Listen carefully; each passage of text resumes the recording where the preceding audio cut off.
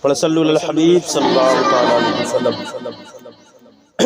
ہم خوشی منائیں گے تم چلو یا مر جاؤ، نعت نعت نعت گنگنائیں گے تم چلو یا مر جاؤ۔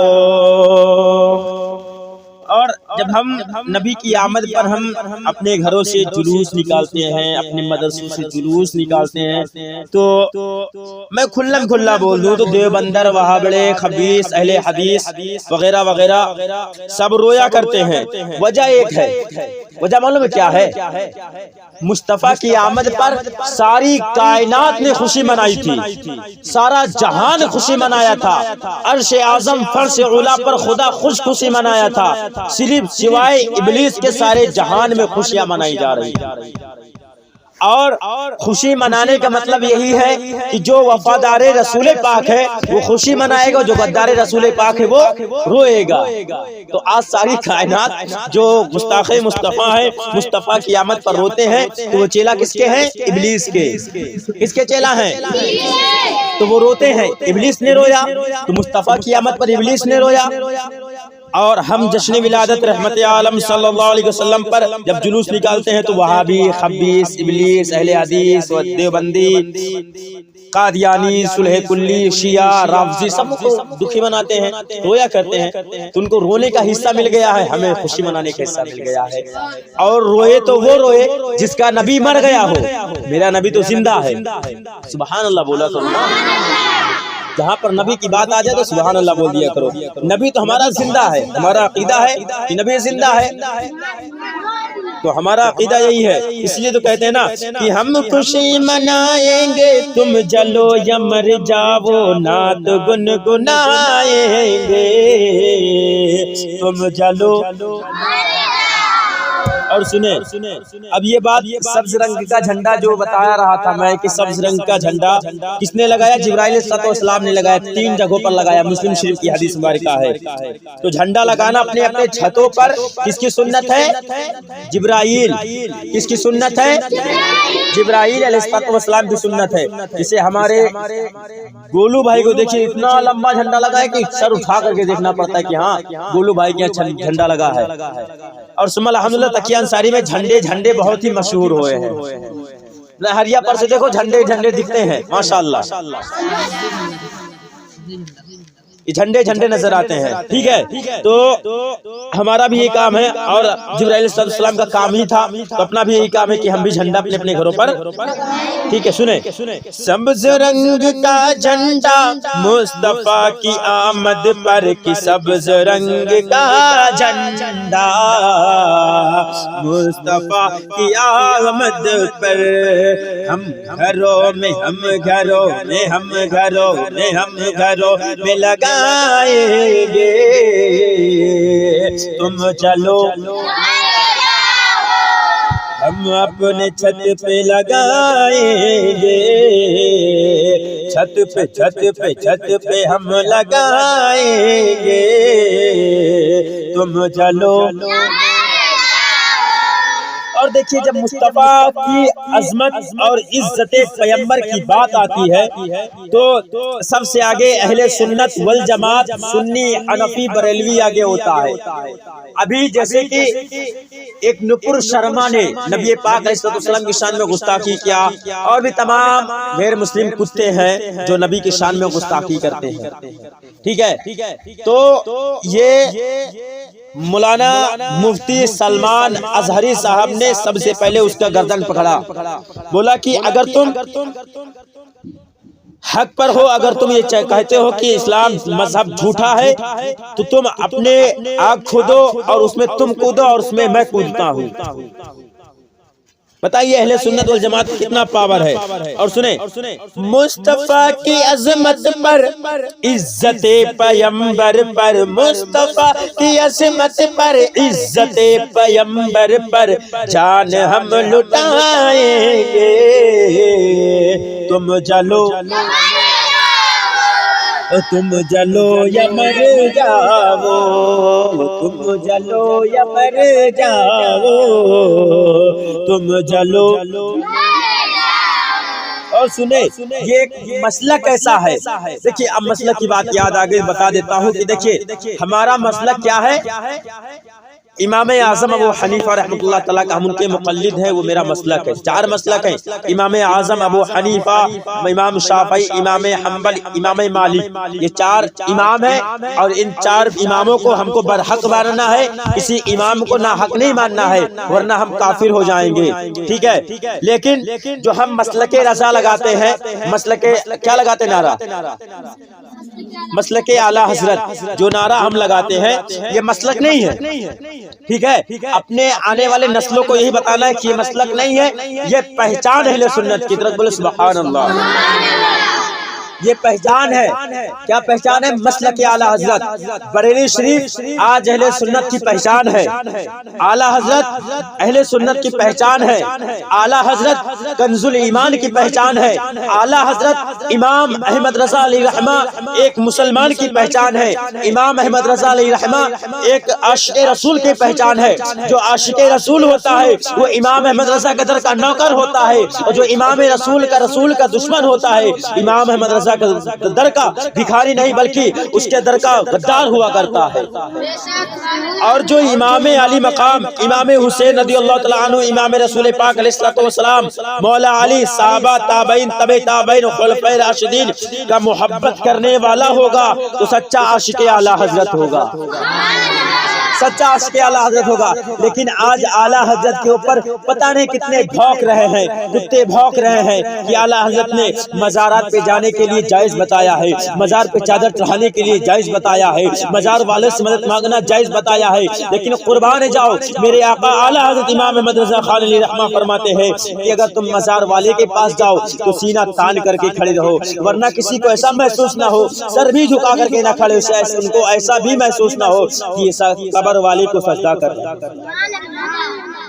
مزار والے کو سجدہ کر رہے ہیں۔ اور اعلی حضرت امام احمد رضا خان علی رحمت الرضوان نے فرمایا کہ اگر قبر پر مزار پر ایک چادر چڑھی ہو تو دوسری چادر چڑھانے کی ضرورت نہیں ہے۔ اور آقا علیہ الصلوۃ والسلام سے مدد مانگنے کے لیے میرے اعلی حضرت نے نہیں فرمایا بلکہ قرآن کہتا ہے، قرآن کیا کہتا ہے؟ سورہ تحریم آیت نمبر 4 کہ اللہ تمہارا مددگار ہے، جبرائیل تمہارا مددگار ہے، تمام ملائکہ تمہارے مددگار ہیں، تمام صالحین بندے، یہاں پر الفاظ بندے کا لگا دیا گیا کہ تمہارے صالحین بندے مددگار ہیں۔ تو یہ پتا چلا یہاں پر اللہ تبارک و تعالیٰ نے قید نہیں لگایا کہ تم مزار والے سے مدد، زندہ ہی سے مدد مانگ سکتے ہو، مردے سے مدد نہیں مانگ سکتے ہو، اس لیے کہ مدد مانگنے کا بھی طریقہ ہے کہ اللہ کے رسول علیہ الصلوۃ والسلام کے پاس ایک ام سلمہ رضی اللہ تعالی عنہا کے پاس حضور صلی اللہ علیہ وسلم کا جبہ مبارک تھا، کیا تھا؟ کس کا جبہ تھا؟ حضور صلی اللہ علیہ وسلم کا کس کا جبہ تھا؟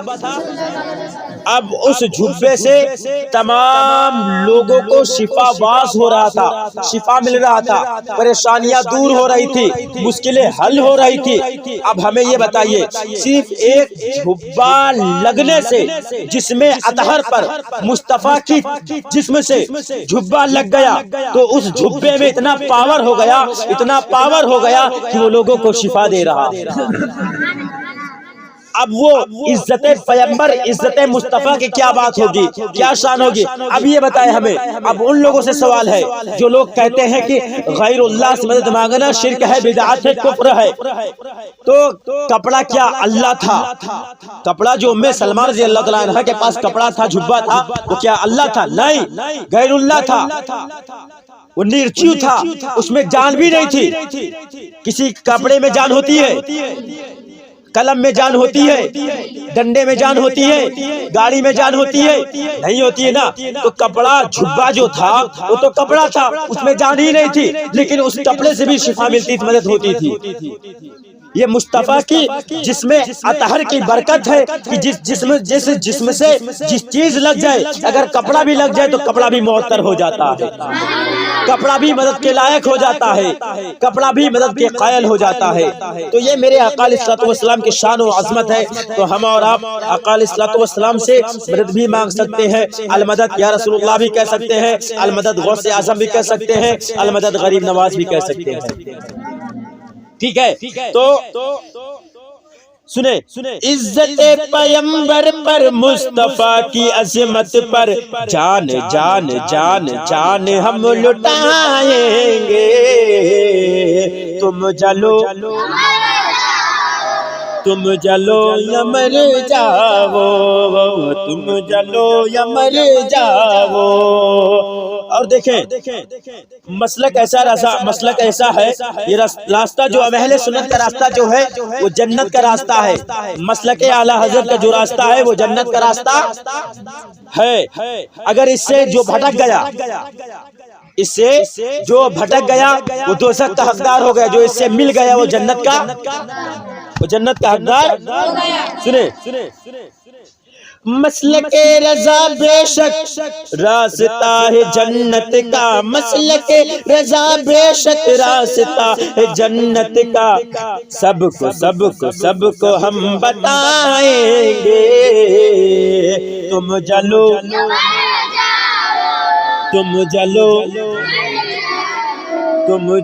یا مر جاؤ، تم جلو۔ اور سرکار تاج الشریعہ علیہ رحمہ کا اتنا پیارا چہرہ تھا کہ سرکار تاج الشریعہ علیہ رحمہ کا دیدار کرنے کے لیے لوگ ترستے تھے، لوگ ان کا چہرہ دیکھ کر کے کلمہ تجربہ پڑھتے تھے۔ سنیں، چاند جیسی صورت کی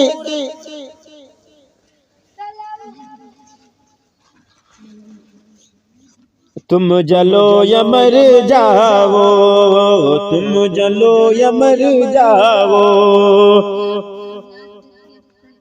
یاد کر کے اختر کی چاند جیسی صورت کو، یاد کر کے اختر کی چاند جیسی صورت کو، یاد کر کے اختر کو چاند جیسی صورت کو، دل کو ہم جگمگائیں گے، تم جلو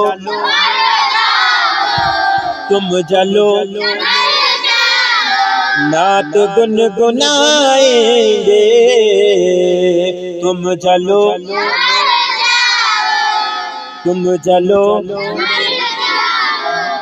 چھت پہ ہم لگائیں گے، تم جلو جان ہم لٹائیں گے، تم جلو مصطفیٰ کی عظمت پر عزت پیمبر پر جان ہم لٹائیں گے، تم چلو یا مر جاؤ، تم چلو یا مر جاؤ، تم چلو یا مر جاؤ۔ میرے عزیز بچوں اور ساتھیوں، یہ نعت پڑھنے کا مقصد میرا بس یہی تھا کہ ہم آپ کو یہ بتا سکیں کہ اللہ کے رسول علیہ الصلوۃ والسلام کی عظمت پر اور شان پر اگر دیکھیے بات آئے گی میری والدہ کی، بات آئے گی میری بہن کی، بات آئے گی میرے پریوار والوں کی، تو میں ایک مرتبہ خاموش ہو سکتا ہوں، لیکن جب بات آئے گی عزت پیمبر پر یا ناموس رسالت پر تو ہم پھر یہی کہیں گے کہ گستاخ نبی کی ایک سزا، گستاخ نبی کی ایک سزا، بس ہم یہی کہیں گے کہ گستاخ نبی کی ایک سزا، سرتن سے جدا، سرتن سے جدا۔ اگر بات آئے گی ناموس رسالت کی تب، ورنہ ہمیں کسی کو چھیڑنے کی ضرورت نہیں ہے، آپ اپنا کام کیجئے، ہمیں اپنا کام کرنے دیجئے، اس لیے کہ تمہارا عقیدہ یہ ہے کہ نبی پاک علیہ الصلوۃ والسلام مر کے مٹی مل گئے ہیں، لیکن میرا عقیدہ مبارک ہوں، میں میرا عقیدے پر میں خوش گزار ہوں، میں اپنی عقیدے پر بہت ہی خوش قسمتی حاصل کرتا ہوں، گمان کرتا ہوں کہ میرا عقیدہ یہ ہے ہے کہ تمام انبیاء، تمام رسول، تمام پیغمبر، تمام اللہ کے ولی، تمام نیک بندے اپنے قبر انور میں زندہ ہیں۔ میرا عقیدہ یہ ہے، آپ کا عقیدہ یہ، تمہارا عقیدہ یہ ہے کہ نبی کرم صلی اللہ تعالی علیہ وسلم کے کو علم غیب حاصل نہیں ہے، لیکن میرا عقیدہ یہ ہے کہ نبی اکرم سرکار مصطفیٰ صلی اللہ علیہ وسلم کو ابتدائی دنیا سے لے کر کے انتہائی دنیا تک، یعنی کہ شروعات کائنات بنانے سے پہلے، اور جنتی جنت میں چلا گیا، دوزخی دوزخ میں چلا گیا، اس کا بھی علم میرے آقا علیہ الصلوۃ والسلام کو، میرے آقا کو ایسا بھی علم ہے، اللہ کی عطا سے یہ علم ہے کہ کس کو جنت میں، کون جنت میں جائے گا، کون دوزخ میں جائے گا۔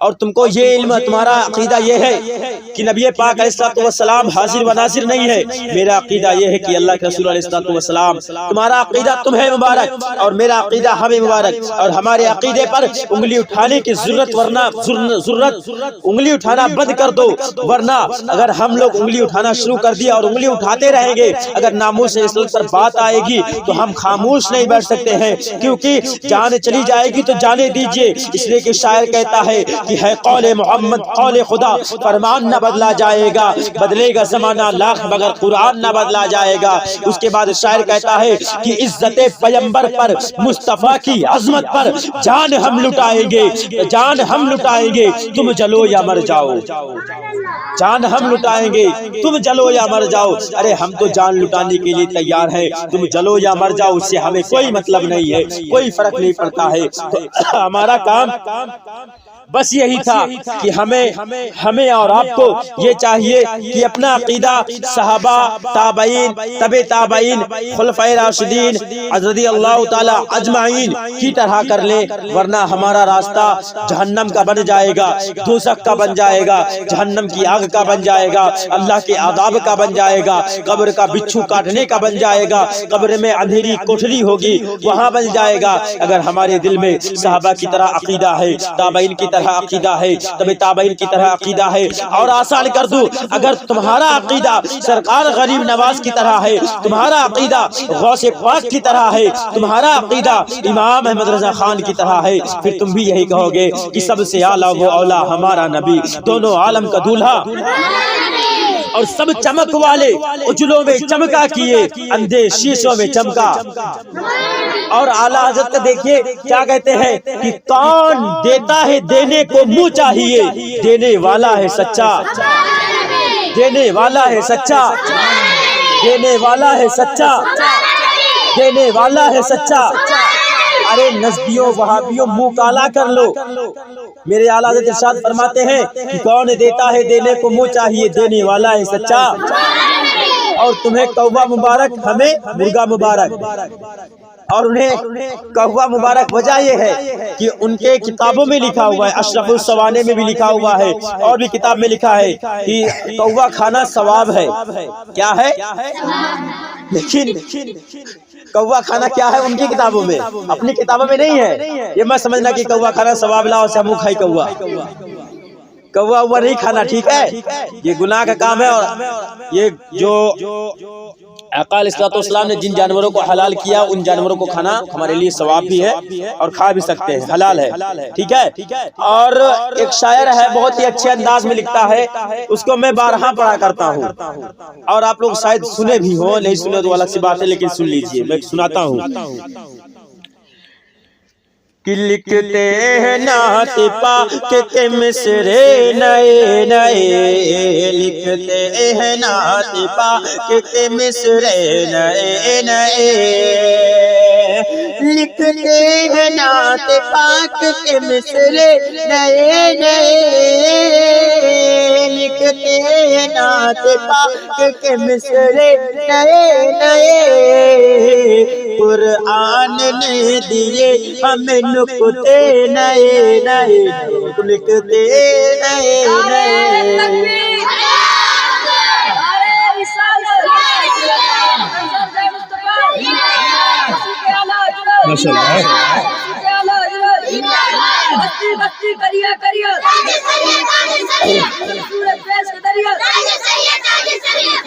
بخشش کا لکھتے ہیں نعت پاک کے مصرے نئے نئے، لکھتے ہیں نعت پاک کے مصرے نئے نئے۔ اب بات جو آنے والی ہے وہ اس کو دیکھے اور ہمیں اپنی تقدیر پہ مبارکباد پیش کرتا ہوں، آپ کی تقدیر پر اور اپنی تقدیر پر کہ ہمیں مرغا کھانے والا بنایا اعلیٰ حضرت، ورنہ پہلے سب کوا کھانے والے تھے، سب اعلیٰ حضرت کے آنے سے پہلے سب کوا کھانے والے تھے، لیکن جب اعلیٰ حضرت آ گئے تو یہ کہا کہ یہ حلال ہے، یہ حرام ہے، وہ فلاں چیز حرام ہے، فلاں چیز حلال ہے۔ نبی کو اس طرح مانو، نبی کو اس طرح مانو، نبی کے علم غیب کے بارے میں کہا کہ تو اور کیا، اور کوئی غیب کیا تم سے نیہا ہو بھلا، جب نہ خدا ہی چھپا تم پہ کروڑوں۔ شاعر کہتا ہے کہ ان نجدیوں کے واسطے کوے نئے نئے، ان نجدیوں کے واسطے کوے نئے نئے، ہم سنیوں کے واسطے مرغے نئے نئے، ہم سنیوں کے واسطے مرغے نئے نئے۔ اور اپنے ہاتھوں میں ایک ڈنڈا لے لینا، کب؟ جب گستاخ مصطفیٰ نظر آئے۔ شاعر کہتا ہے نیا نیا ڈنڈا لے لینا، کہتا ہے لکھتے ہیں نعت پاک کے مصرے نئے نئے، قرآن نے دیے ہمیں نکتے، لکھتے ہیں نعت پاک کے مصرے نئے نئے، قرآن نے دیے ہمیں نکتے نئے نئے۔ دوسری پہ صلو علی الحبیب، ایک مرتبہ اور درود پاک پڑھیں صلی اللہ علیہ وسلم۔ سنیں، یاد آگے دیکھیں درود پاک کی فضیلت دیکھیے کیا ہے کہ ان گستاخ مصطفیٰ کی پٹائی کے واسطے، گستاخ مصطفیٰ کی پٹائی کے واسطے، ہے سنیوں کے ہاتھ میں ڈنڈے نئے نئے، ہے سنیوں کے ہاتھ میں ڈنڈے نئے نئے، ان نجدیوں کے واسطے کوے نئے نئے، ہم سنیوں کے واسطے، ہم سنیوں کے واسطے مرغے نئے نئے، ان نجدیوں کے واسطے، ان نجدیوں کے واسطے، ان نجدیوں کے واسطے، گستاخ مصطفیٰ کی پٹائی کے واسطے، ہے سنیوں کے ہاتھ میں، ہے سنیوں کے، ہے سنیوں کے ہاتھ میں ڈنڈے نئے نئے، ہے سنیوں کے ہاتھ میں ڈنڈے نئے نئے، قرآن نے دیے ہمیں نکتے نئے نئے، قرآن نے دیے ہمیں